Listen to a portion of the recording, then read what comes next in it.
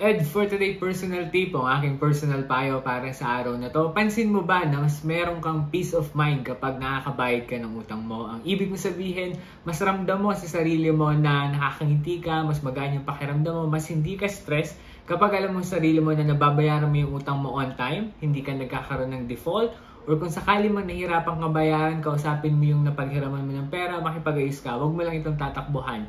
Dahil alam natin na kapag meron tayong, alam mo yun, meron tayong hindi nagagampanan, meron tayong tinatalikuran, hindi ito maganda sa ating kalusugan. May stress tayo, mag-iisip tayo ng kung ano-ano, kaya ang pinapayo ko, para magkaroon ka ng peace of mind, harapin mo ito, bayaran mo ito. And connected din pala ito dun sa una kong video no, na sinasabi ko, ang payo ko naman doon ay, bago ka pa mangutang, dapat alam mo na kung kayang mo itong bayaran. Dapat advance ka mag-isip, okay?